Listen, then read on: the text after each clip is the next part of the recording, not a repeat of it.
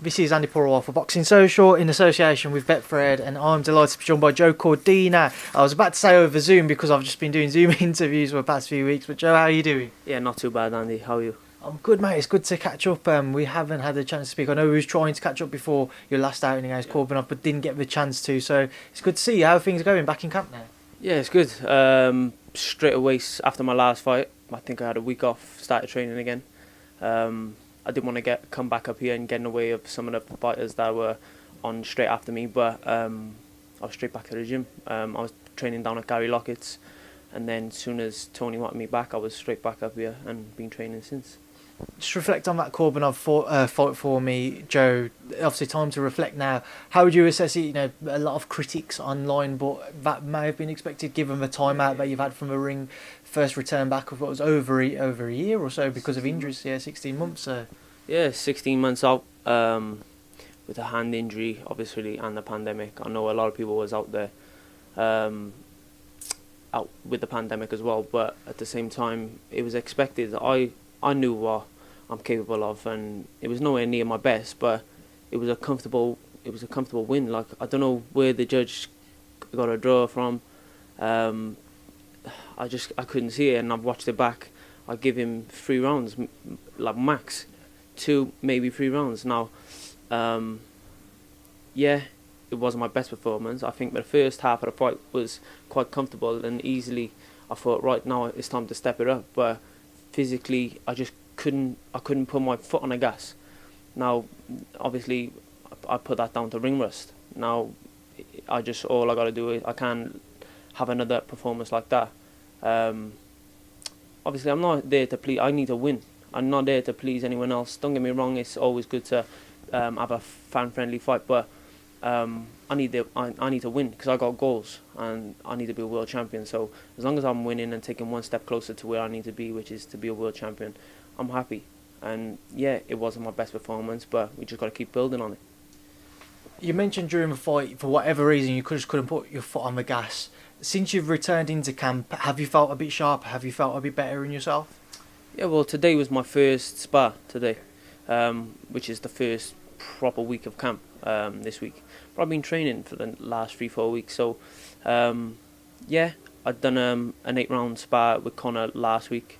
No, at the beginning, end of last week, and I felt good, felt sharp. Today, I felt fit. I didn't feel as sharp, but I was practicing things. Me and Tony, he was telling me to practice certain things, and I was doing it, and he was happy. So, yeah, we're slowly taking steps in the right direction, which, and that's to become a complete fighter, and that's what we want to do. So, Joe, when are you next out? You haven't been announced on one of the recently announced fight camp shows. So, when are you back out? Originally, I was meant to be on one of them, but my missus and I are having another baby, another boy, and it's due on the 6th of August. Now, they want me to fight on the 7th, which would have been too close to call. So yeah, then they were like, okay, is it the 28th, 29th, or 31st? Is it 31st of August? July. 31st of July, with Connor one. Yeah, the Connor one. They said that, and I said, still, like, I'm gonna be in camp, and if she goes early, and then they were okay 14th. Now I said it's still a bit close. Now don't get me wrong, 14th would have been better for me, if anything. But then they came back with something. They said the 21st of August. So yeah, I'm just aiming towards that date. I don't know where it is. I don't know what show it's on. I just aim for that. They give me that date, and that's what I prepare for. So I imagine you're currently kind of, or at least the team are working through a few names that you might be stepping into the ring with. Have you got anybody in mind who you'd like to face? To be honest, like I said, and it's like, as long as I'm taking a step towards a world title, I don't care. I haven't asked Tony who I'm fighting. I don't really care. Whoever he puts in front of me, I'm happy. Joe, the gym at the minute has got a brilliant buzz about it, with the exception of Martin's unfortunate defeat out in Vegas. There was just a tremendous winning run. Talk to me about that and the buzz currently going on in and around the camp. Yeah, we're all on fire. you've got Martin. Unfortunately, he got that loss over there, but it was starting to warm up to be a great fight, and I think he was starting to get on top of him. His knee come out, and I know beforehand, like 3-4 weeks before they flew, I think 3 weeks before they went over, his knee popped out in the gym. So yeah, he took a risk, and it didn't pay off. He went over there, came out, and yeah, I was gutted for him, because I knew he was starting to step on it, and he was starting to warm into the fight, and I think he potentially could have got that win and been fighting for a world title next. But apart from that, we're all on good winning runs. We're all on fire. There's a good buzz around the gym. We've just moved gyms as well, so there's a little bit of a freshen up, and yeah, we're all enjoying our training. And this camp, I know it's my first week back in camp, but I've been training for the last 3-4 weeks up here, and I've enjoyed every single training session. Now, it's very rare that you get a fighter that enjoys every single training session. If they tell you, yeah, 80-90%, they're lying. But yeah, I don't know what's come about and what's got over me, but I'm enjoying every session. And when you're happy and you're enjoying training, you're a dangerous fighter. So yeah, I'm just looking forward to the next my next fight.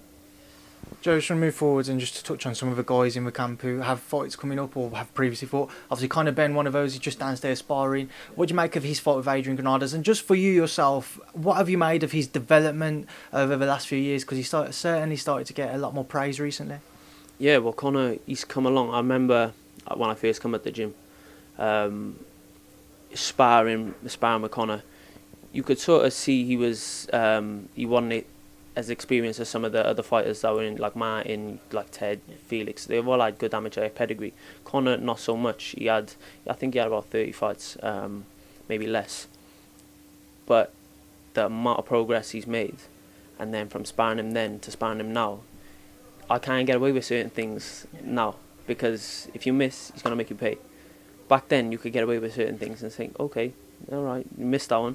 But now I can't do it. So, yeah, I got to be a little bit more smart. And his progress is rapid, and he's only getting better and better. And the fight with Granados, I just think that's a perfect fight at this present moment for him. He's a good name. He's been in with some good fighters, and I think Conor gets him out of there. I think he's just got that.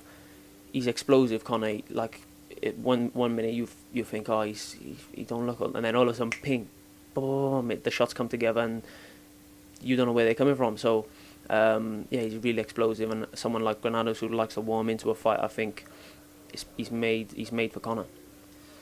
John Ryder is not here at the minute, but he's had a bit of a frustrating period of time. He was hoping to get into face David MORE for the regular title, and that fell through. David opted to fight this past weekend against somebody else. What do you make of the kind of position John finds himself in? I know Dimitri Bivol was mentioned as well up at 175. John, like I feel for John. He's like a high risk, low reward fight, isn't he? He's really and truly, he should be a world champion, a unified world champion after beating fighting Callum. I thought he nicked the fight against Callum, even though Callum's a good mate of mine and I rate Callum highly. I thought he nicked that fight, but obviously he didn't get the decision. He got an interim world title, and then he's missed out on some good opportunities, like fighting for a world title against MORE. Like you said, he picked someone else. John's a high risk, low reward fighter. He's not a massive name, not as in the boxing world. People know who he is and what he's about, but to just an average fan, he's not a massive name. So yeah, he's a high risk, low reward fighter, and he's good enough to cause an upset in any like I'd say middle, whether he can make it or not, super middle, and even light heavy. He's a dangerous fighter. They call him the gorilla, and he's just he's just horrible, isn't he? Like when I watch him, I think, oh, he's nasty, he's proper nasty, and he can cause an upset with any of them. Joe, just want to move forward to get your thoughts on some fights which are coming up and some which have happened. Just start off with your division. Some talk about Jamal Herring, Herring-Stevenson. What will be your thoughts if we do see that one for WBO title? That's a good fight. I don't like a lot of people would say Shakur Stevenson will beat him easy. Now I think Shakur will win, but it's a very good fight. Jamal Herring's improved a lot over the last few years, but Shakur Stevenson is special. I've seen him through the amateurs. He's a great fighter, and if I had to pick one, it'd be Shakur. Chris Colbert fights this weekend against Nian Bayar. Are you going to be tuning in and watching that? I won't be staying up to watch it, but yeah, I will watch it probably next day. Because I think he was meant to fight Gamboa, was he? Yes. Yeah, Gamboa. But yeah, it'd be interesting. I would have liked to see him fight Gamboa, but I haven't. Who's the guy he's fighting? Nian Bayar. Yeah. King Tug. Oh no, I don't know. But I will tune in the next day and see catch up on it, see what it's about. Just moving on again, Gervonta Davis fought this past weekend against Mario Barrios. Now he fluctuates between 130 up to 140 now. Just your thoughts on his win against Mario Barrios, and also, do you think at some point your paths could cross? That fight, first of all, was unbelievable. I'm sure he was down a couple of rounds before the knockdown. On the scorecards, I'm sure the commentators had him down. But with someone like Gervonta Davis, he can pull a shot out of the bag and from out of the fucking sky, he can pluck it out of the air, on which he did. And then he got on him, his confidence started growing, and then now as if it was game over for Barrios. But he's a special. Them fighters don't come around often. There's someone like Gervonta Davis. He's got that power, one punch, and it's not a delayed reaction. They go sleep. He's special, and like you said, he can fluctuate between 130, 140. I think the fights for him at 130, I don't think no one at super featherweight are gonna bring the money that he's gonna need to be fighting. But yeah, I don't see why not. Obviously, I got a lot of work to do myself.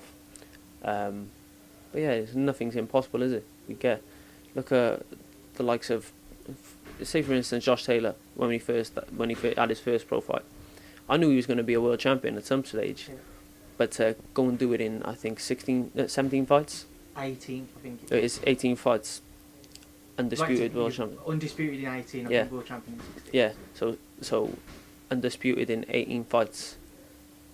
In his own head, he knew he would have been a world champion, but undisputed world champion at that wouldn't have crossed his mind. Only when he maybe won a world title, then maybe. But nothing's impossible in this game, and I've done a lot in boxing already, for my short amount of time in it. Especially as a pro, and done what a lot of the top fighters have done, and I've done the same as amateur. So yeah, I don't see why not. And then final thing, just want to get your thoughts on, obviously the Team GB guys recently qualified for the Tokyo Olympics taking place very shortly in the next few weeks. Just to get your thoughts on it, guys who you'll know from your past time with GB, and also obviously Fraser Clark, who's been there for an eternity. How happy you are for him? Yeah, I'm buzzing. I remember when he qualified, I rang him and he answered the phone, and it was great to see him. I was so happy because he's been there a long time, I think like 10 to 12 years, and to see how hard he's worked and this persistence and the dedication he showed to stay on and try and make an Olympics, which he's got his dream. Now Galal same, he's a good mate of mine. Who else is there? You got Pat McCormack, qualified for his second, same as Galal. Then you got Ben Whittaker, you got Luke McCormack, these are Peter McGrail. They're all great fighters. Chevron Clark, the names go on. Lauren Price from Wales. Now, I think this potentially, and I'm saying it because it was my team. We had a good team, but that is a dangerous team, and I think most of them can medal. Like my money, especially Pat McCormack, Fraser Clark, Galal, Ben Whittaker, Chevron Clark. They're the name, and Lauren Price. They're the names I'm banging money on for medaling, and I think there could be maybe 2 or 3 gold medals there as well. All right, Joe, I appreciate your time. I know I've kept you for maybe a bit longer than what you thought I would, but it's good to catch up with you. I'll hopefully see you again soon. Thank you for speaking to Boxing Social. Nice one, bro.